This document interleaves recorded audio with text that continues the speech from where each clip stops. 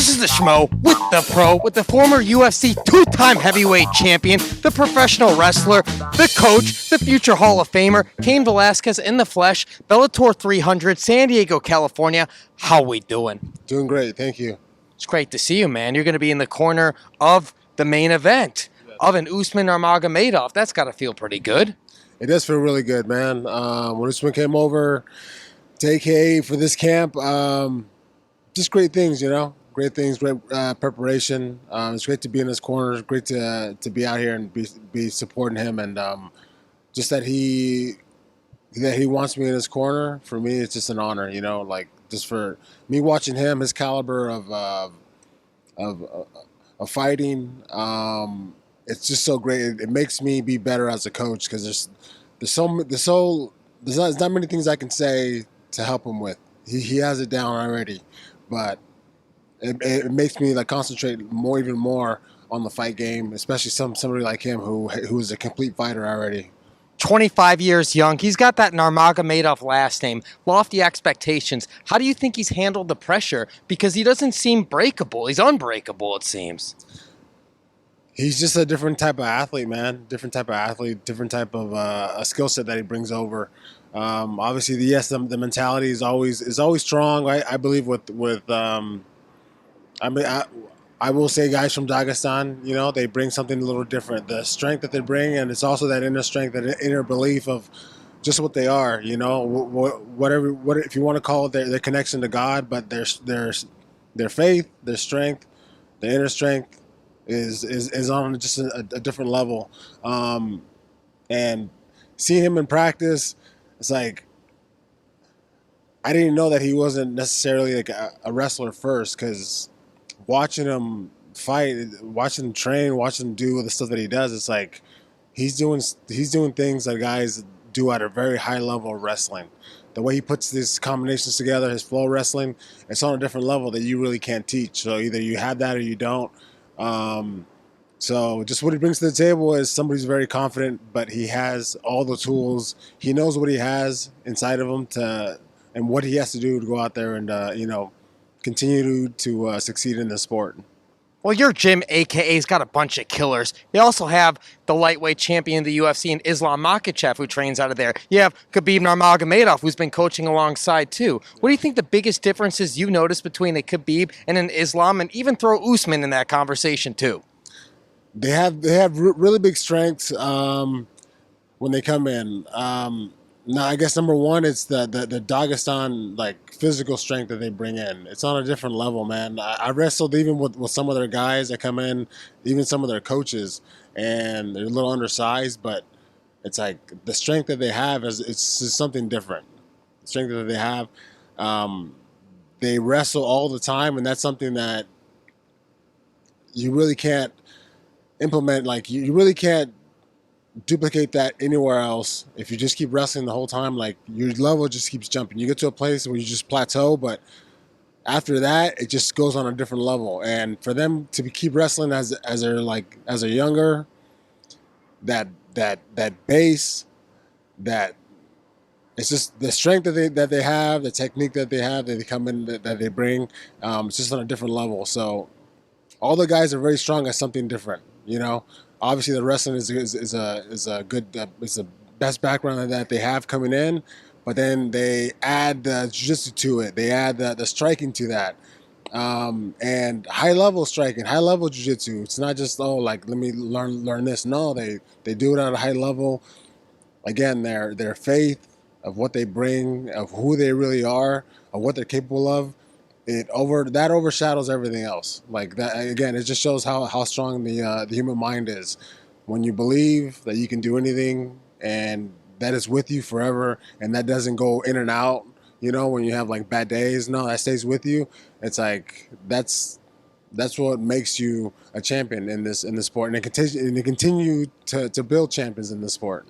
Well, the Eagle's undefeated. A lot of people consider him one of the greatest of all times. What do you think it's going to take for Islam and Usman to surpass Khabib in those conversations? It's always a thing of progression, you know, progression and going out and performing, right? You're only as good as your last fight, so going out and just continue what they're doing. Their heart has to stay in this, right? Like um, continued success, progression in their skills, and going out with each fight that they have against whatever problems that the other fighter may bring to trump those problems. Go out there and show that they can beat anybody out there, and that's what it's going to take. And it's going to take just people watching them over and over and over again with different fighters. Next month in Madison Square Garden, we got Jon Jones against Stipe Miocic, arguably the greatest of all time against arguably one of the greatest heavyweights of all time. And Stipe, how do you see that playing out?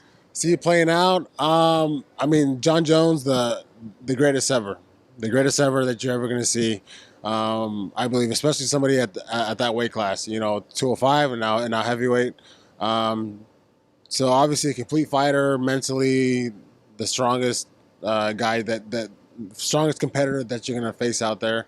But there is always that puncher's chance, there's always that maybe chance to know it. And that's what I believe continues to bring interest into fights. There's always that maybe chance.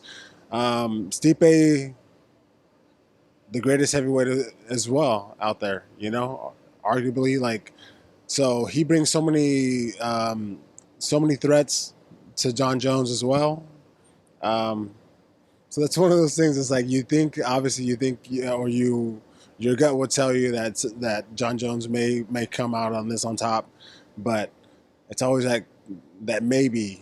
And Stipe is one of those guys that can bring out that big maybe in this fight as well. What do you make of Seregi Pavlovich and Tom Aspinall's top prospects in the heavyweight division of the UFC? Do you think one of those guys is going to be the future champion? Do you like one more than the other?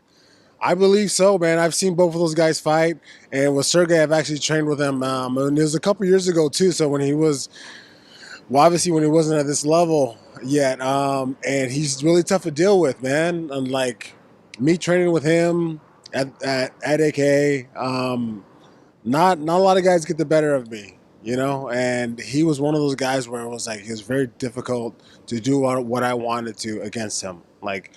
Good, strong wrestling background, a very, very strong wrestling defense, but also hard punching, and really good striking, long and powerful, really, really tough to deal with. So both guys, I believe, have something really good that they bring to the table that obviously make them future stars, so. Let's talk about Brock Lesnar, the man that you beat at UFC 121 in Anaheim, California. Do you think that's it? Do you think he ever returns to the UFC, or maybe he makes a surprise at UFC 300? I'll never say never, man. Anything's possible. If it's in him to come out and fight again, he has tools, as a fighter to do that. So if he wants to, I know it's a big draw. So it's possible, yeah. We know you got that pro wrestling background. What do you make of this merger between the WWE and the UFC? Do you think it's going to be good for guys in the UFC leaving and going towards the WWE at the twilight of their careers? It's good because it is good. It's two giant corporations coming together. They both they don't have the same product. It's not the same product, but very similar. And guys can translate over back and forth, to each side, especially for guys that are fighting. WWE is combat sports, at its root. It is martial arts, combat sports. Guys bring something different to the table from the UFC if they go into merge into WWE.